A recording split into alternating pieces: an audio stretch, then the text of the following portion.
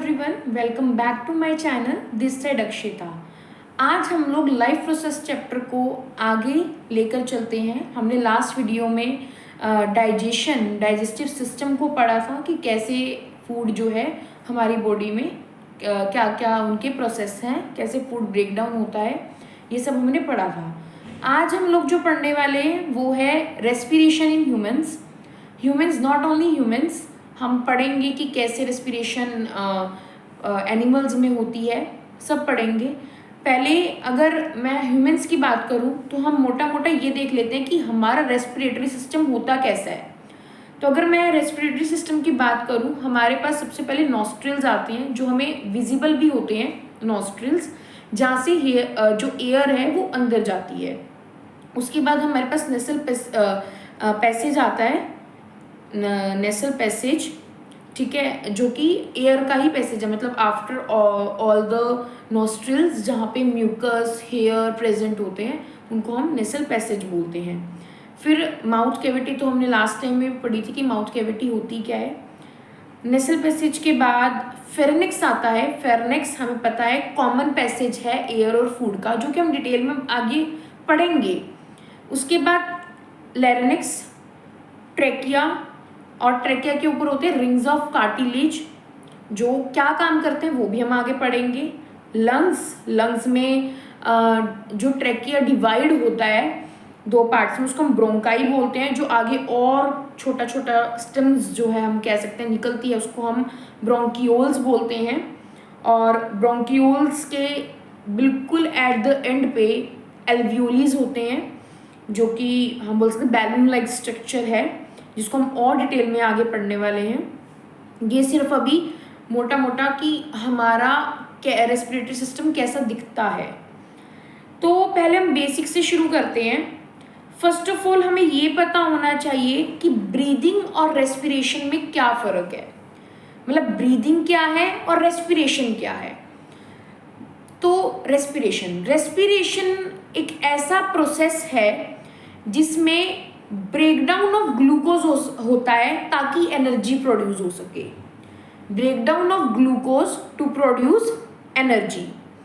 और जो ब्रीदिंग है वो प्रोसेस है एक्सहेलिंग इनहेलिंग का। इसमें मतलब हम आगे पढ़ेंगे ब्रीदिंग में और दो टाइप्स आप बोल सकते हो आते हैं, जिसको हम एक्सहेलिंग और इनहेलिंग बोलते हैं। थ्रू द लंग्स जो है ये प्रोसेस रन होते हैं। उसके बाद रेस्पिरेशन हर एक सेल में होता है, क्योंकि रेस्पिरेशन सेलुलर होती है। क्या होती है? सेलुलर मतलब जो हर एक सेल में हो रही है उसको हम रेस्पिरेशन बोलते हैं। पर जो ब्रीदिंग है वो सिर्फ लंग्स में होती है, जैसे कि मैंने बोला एक्सहेलेशन और इनहेलेशन।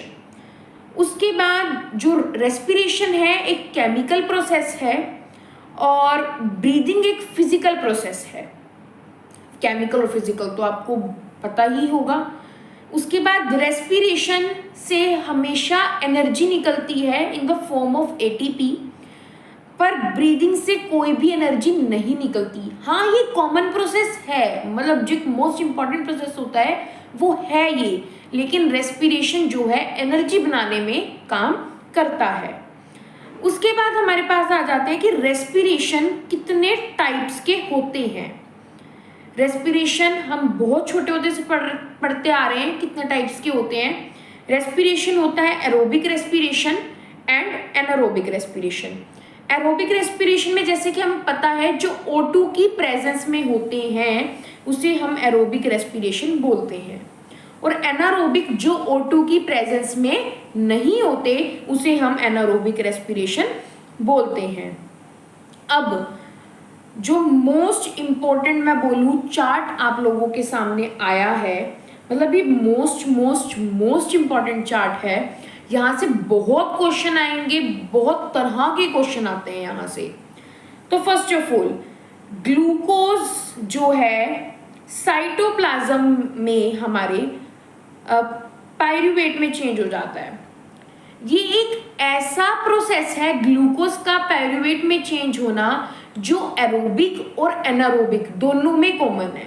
ये एक ऐसा प्रोसेस है, यहाँ पे जब पायरूवेट में चेंज होता है तो एनर्जी भी निकलती है, जैसा कि आप देखो ग्लूकोज क्या है, 6 कार्बन मॉलिक्यूल है और पायरूवेट 3 कार्बन मॉलिक्यूल है।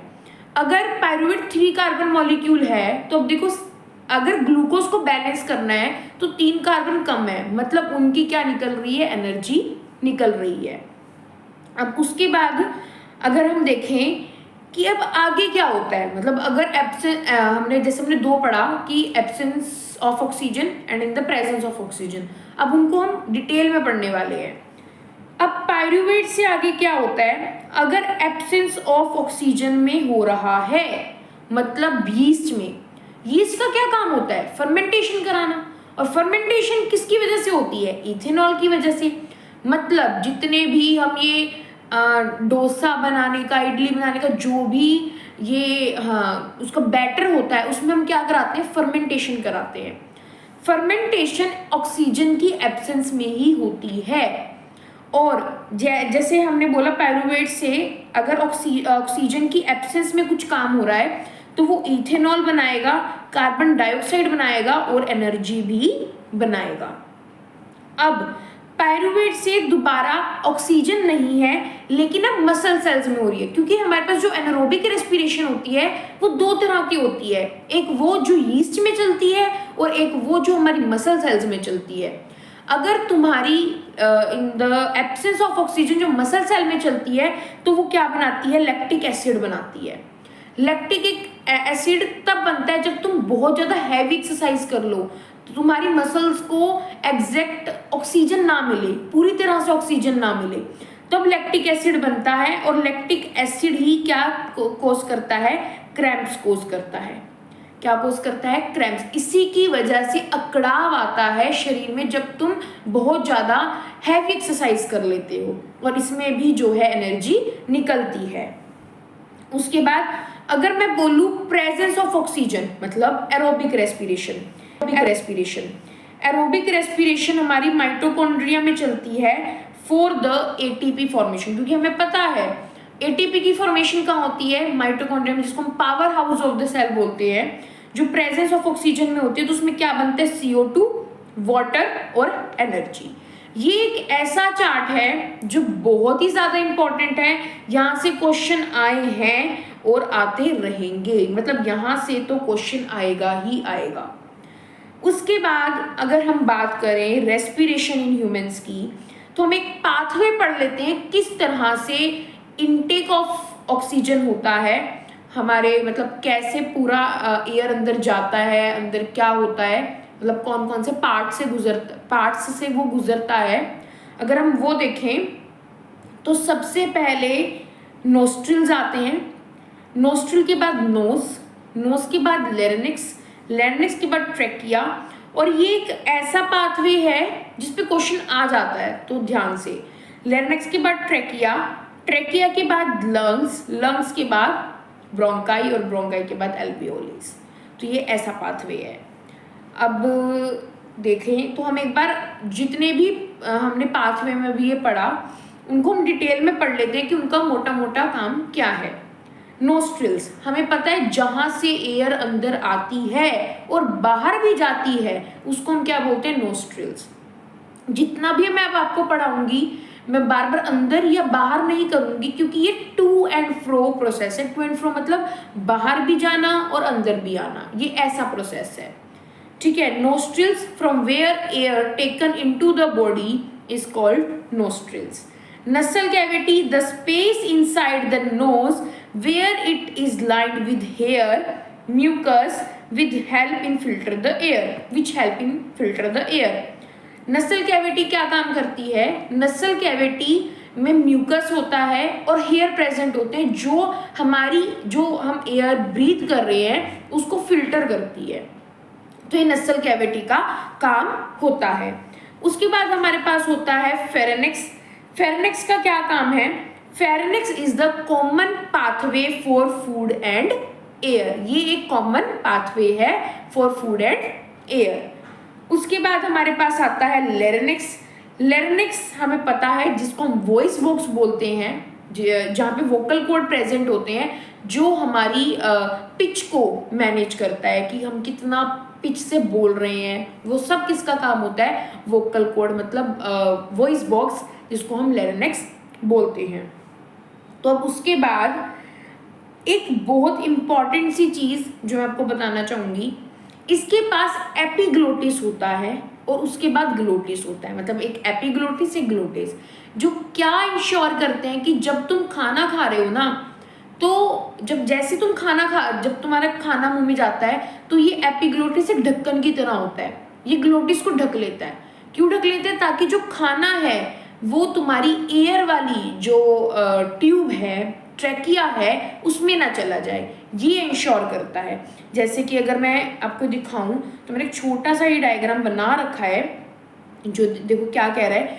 देखो ये जो पीछे से निकल रही है ये वाली चीज, ये हमारा मतलब ईसोफेगस है, और ये जैसे ये हमारा ये निकल रहा है, ये है ग्लोटिस, और ये जो ढक्कन लाइक है, ठीक है, इसको हम बोलते हैं एपिग्लोटिस। ये क्या इंश्योर करता है? ये इंश्योर करता है कि खाना यहाँ ना जाए, वो सिर्फ यहाँ जाए, फेरेनेक्स से खाना यहाँ जाए। क्योंकि फेरेनेक्स क्या है? फेरेनेक्स से डिवाइड हो रही हैं चीजें, एक ईसोफेगस और एक ट्रैकिया, तो वो यही इंश्योर करता है फेरेनेक्स से खाना सिर्फ फूड पाइप में जाए, ना कि किस में जाए, हमारे ट्रैकिया में जाएगा। ट्रैकिया में जाएगा तो सांस लेने में बहुत ज़्यादा प्रॉब्लम होगी। तभी बोलते हैं कि खाते हुए बोलना नहीं चाहिए, क्योंकि खाते हुए अगर हम बोलेंगे तो ये एपिग्लोटिस खुल जाता है और खाना यहाँ चला जाता है।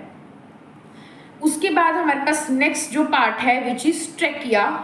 ट्रैकिया हम सबको पता है क्या करता है, it is a wind pipe हम जिसको बोलते हैं, ये एक तरह का विंड पाइप है, एक लॉन्ग पाइप भी है, जिसके अंदर सेमी सर्कुलर एक रिंग्स ऑफ कार्टिलेज प्रेजेंट होती हैं। रिंग्स ऑफ कार्टिलेज का क्या काम होता है? वो ये इंश्योर करते हैं कि जो पाइप है, विंड पाइप, वो कोलैप्स ना करे, टकराए नहीं। अगर वो चिपक जाएगा, टकराएगा, कोलैप्स करेगा तो इट विल कॉज डेथ, ठीक है, वो डेथ कॉज करेगा।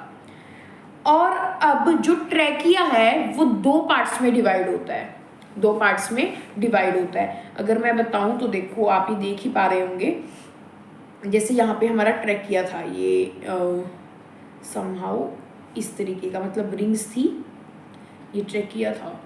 तो ये ट्रैकिया अब एक यहाँ इस पार्ट में डिवाइड हो रहा है, एक यहाँ लंग होगी, मतलब मैंने एक लंग बनाई है, तो मतलब ये जो ट्रैकिया यहाँ डिवाइड हो रहा है और यहाँ डिवाइड हो रहा है। तो जहाँ से ये डिवीजन शुरू कर देता है ना, इसको हम बोलते हैं ब्रोंकाई। तो हमारा अगला पार्ट यही है कि ब्रोंकाई क्या होता है। ये एक्सटेंशन ही है ट्रैकिया की, बस ट्रैकिया डिवाइड हो जाता है in the right lung and the left lung. They are main passageway into the lungs. ये मेन जो एयर का पैसेज वे है लंग्स में, ये यहाँ से शुरू होता है। उसके बाद आते हैं ब्रोंकियोल्स। ब्रोंकियोल्स क्या होते हैं, लेट मी शो। जैसे ये हमारे पास ब्रोंकाई था जहाँ से डिवीजन हो रही थी ट्रैकिया की, उसके बाद ब्रोंकियोल्स, ये वाले स्टेम्स हैं, ये वाले जिनको मैं कलर कर रही हूँ, ये वाले स्टेम्स को हम क्या बोलते हैं, ब्रोंकियोल्स, जहाँ से एल्वियोली जो है जुड़ी होती है, एल्वियोलिस जुड़ी होती हैं, उसको हम क्या बोलते हैं, ब्रोंकियोल्स बोलते हैं। ब्रोंकियोल्स क्या है, उसके बाद हम जो ब्रोंकियोल्स, जैसा कि यहाँ पे लिखा हुआ है, bronchi get smaller when they reaches closer to the lung tissue and are called bronchioles. These are further connected with alveoli. जैसे कि मैंने बताया आपको कि ये further connected होती है alveoli से, और ये छोटी हो जाती हैं जब जो एयर है वो लंग टिश्यू के पास पहुंचती है। अब उसके बाद है alveoli, the most important structure. यही लगा लो कि यही सब कुछ कर रही है, जो भी इनटेक, एक्सहेलेशन, इनहेलेशन जो भी हो रहा है वो एल्वियोली का काम है सारा। तो alveoli, they are smaller tube which finally terminate in a balloon-like structure which are called alveoli. This is the location where CO2 and O2 get exchanged. जैसा कि मैंने आपको बोला, ये balloon-like structure है और ये termination है bronchioles का। यहाँ पे bronchioles खत्म हो जाती हैं, ये termination है, यहीं से CO2 का और O2 का एक्सचेंज होता है। जैसा कि अगर मैं आपको दिखाऊं तो मैंने ये बना भी रखी है, ये है हमारे पास एल्वियोली। एल्वियोली का ये जूम करके मैंने बनाया था, मतलब ऐसे ही होता है, ऐसे ग्रेप्स की तरह, जैसे ग्रेप्स का गुच्छा नहीं होता उस तरह की दिखती हैं ये। तो और इसके ऊपर ना जैसे मैंने पर्पल स्केच से जैसे बना रखा है, ये है कैपिलरीज। इसके ऊपर ब्लड वेसल्स होती हैं जो ब्लड को यहाँ तक पहुँचाने में और यहाँ से ब्लड को लेके जाने में जो है हेल्प करती है। उसके बाद हम पढ़ेंगे mechanism of breathing in a human body. तो मैकेनिज्म ऑफ ब्रीदिंग अगर हम देखें तो इसमें 2 प्रोसेस होते हैं, इनहेलेशन एंड एक्सहेलेशन। अब एक्सहेलेशन और इनहेलेशन में हम पढ़ेंगे। इनहेलेशन में क्या है, एयर एंटर करती है और एक्सहेलेशन में एयर बाहर जाती है। दूसरा पॉइंट क्या है, the muscle of diaphragm contract. जैसे ही आप इनहेलेशन करते हो मसल ऑफ डायफ्राम कॉन्ट्रैक्ट हो जाती है। लेके देखो, आपको फील होगा कि आपकी जो अपर बॉडी है वो ऊपर मूव कर रही है, तो यहाँ पे मसल क्या हो रही है, कॉन्ट्रैक्ट हो रही है। और एक्सहेलेशन में क्या होती है, मसल ऑफ डायफ्राम रिलैक्स। मतलब आप इनहेलेशन के बाद जब एक्सहेलेशन करते हो तो डायफ्राम आपका रिलैक्स हो जाता है। The diaphragm goes downward and becomes flat. जो इनहेलेशन होती है उसमें जो हमारा डायफ्राम होता है वो फ्लैट हो जाता है और डाउनवर्ड चला जाता है। और वेयर एज एक्सहेलेशन में क्या होता है, वो डोम शेप्ड में कन्वर्ट हो जाता है। अगर मैं दिखाऊं तो अभी एक यहाँ पे GIF था,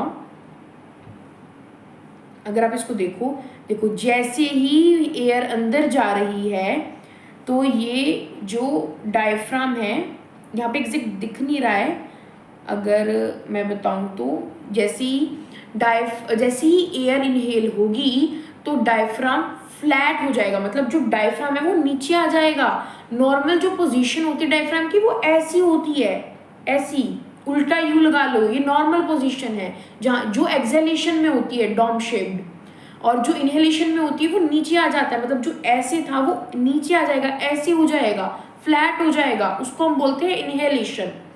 ठीक है, तो उसके बाद हमने इनहेलेशन एक्सहेलेशन पढ़ा। और उसका जो चौथा स्टेप है वो ये है कि the ribs move upward and outward. जैसे ही आप सांस लोगे, जो रिब केज होता है जो लंग्स को प्रोटेक्ट करता है, जो रिब केज होगा वो अपवर्ड और आउटवर्ड बाहर की तरफ मूव करेगा। और वेयर एज इन एक्सहेलेशन में जो रिब्स है वो डाउनवर्ड और इनवर्ड मूव करेगा। ठीक है, उसके बाद अगर मैं एक प्रॉपर आपको फ्रेम दूं कि कैसे सब कुछ हो रहा है, लगा लो O2 है, O2 आप इनहेल कर रहे हो, इनहेल मतलब इनटेक कर रहे हो तो वो लंग्स में जाएगा। ठीक है, लंग्स के पास एल्वियोलिस होती हैं, एल्वियोलिस के पास बहुत सारी ब्लड वेसल्स होती हैं और वो लंग्स से कहाँ जाएगा, ब्लड में जाएगा, ब्लड से वो सेल में जाएगा। ठीक है, आपने इनटेक किया, ठीक है, ऑक्सीजन का, लंग्स में गया, लंग्स से ब्लड में गया, ब्लड से सेल में गया, सेलुलर रेस्पिरेशन, जहां रेस्पिरेशन होती है। अभी तक आप क्या कर रहे थे, ब्रीदिंग कर रहे थे। मतलब जब तक आपका O2 आप इनटेक कर रहे हो वो ब्रीदिंग है, पर जैसे ही वो O2 सेल के पास जाएगी और वहाँ ग्लूकोज का ब्रेकडाउन होगा एनर्जी में, वहां पे आपकी रेस्पिरेशन शुरू हो जाएगी। आप अब शायद क्लियर हुआ होगा कि रेस्पिरेशन और ब्रीदिंग में क्या फर्क है। रेस्पिरेशन वो जो सेल में हो रही है, सेलुलर रेस्पिरेशन, तो वो क्या होगी, वो सेल में जाएगी और ग्लूकोज जब O2 पे पड़ेगा, खाने पे पड़ेगा, जो हमने खाना खाया है वो एनर्जी और CO2 में ब्रेकडाउन हो जाएगा। और जो हमने ग्लूकोज के ब्रेकडाउन में CO2 निकाला है, CO2 वापस ब्लड में जाएगा, वो वापस लंग्स में जाएगा और वापस एक्सहेल हो जाएगा। मतलब जो इनटेक का पाथवे और जो आउटटेक का पाथवे है, मतलब आउट करना या इन करना एयर को, वो सेम है। अब आपको डिफरेंसेस क्लियर हो रहे होंगे और एक जो पिक्चर है वो पोर्ट्रेट हो रही होगी कि किस तरह से मैकेनिज्म चलता है। उसके बाद द लास्ट टॉपिक हम बोल सकते हैं वो क्या है, रेस्पिरेशन इन एक्वेटिक एनिमल्स। अब एक्वेटिक एनिमल्स में कैसे रेस्पिरेशन होता है, हमें पता है फिशेस के पास गिल्स होती हैं, गिल्स की हेल्प से फिशेस क्या हैं, अपनी ब्रीदिंग के प्रोसेस को, अपनी रेस्पिरेशन के प्रोसेस को चलाती हैं। विदाउट गिल्स वो मर जाएंगी, है ना। यही जैसे हम अपने रेस्पिरेटरी सिस्टम के बिना नहीं रह सकते, वैसे वो गिल्स के बिना नहीं रह सकती है। और वाटर में क्या होती है, वाटर में डिजॉल्व ऑक्सीजन होती है, जिसकी वजह से जो डिजॉल्व ऑक्सीजन है वो ईजिली जो इनहेल कर पाती है फिश और ईजिली ब्रीथ कर पाती है। अब हम पानी में सांस नहीं ले पाते क्योंकि हम एनवायरनमेंट से ऑक्सीजन ले सकते हैं, ना कि डिजॉल्व ऑक्सीजन। बट फिशेज पानी में रह सकती है, बाहर नहीं रह सकती, क्योंकि सिर्फ फिशेज जो हैं डिजॉल्व ऑक्सीजन इनहेल कर सकती हैं, ये एक कारण है। उसके बाद एक वो है कि अर्थवर्म किससे ब्रीथ करते हैं, अर्थवर्म स्किन से ब्रीथ करते हैं, ठीक है। इंसेक्ट्स किससे ब्रीथ करते हैं, इंसेक्ट्स के पास स्पाइरेकल्स या ट्रैकिया होते हैं। और फ्रॉग किससे ब्रीथ करता है, फ्रॉग स्किन से एंड लंग्स से ब्रीथ करता है। फ्रॉग किससे ब्रीथ करता है, स्किन से एंड लंग्स से ब्रीथ करता है। तो ये भी मतलब मैच द फ्लाइंग में आ जाते हैं, तो हमें ये पता होना चाहिए। That's all for the today video. अगली क्लास में हम लोग ट्रांसपोर्टेशन पढ़ने वाले हैं, और अगर फिर भी अभी तक जो मैंने पढ़ाया उसमें कोई डाउट रहता है तो आप मुझे कमेंट कर सकते हैं। तो आज इतना ही। Take care, bye bye, thank you, like share and subscribe to my channel.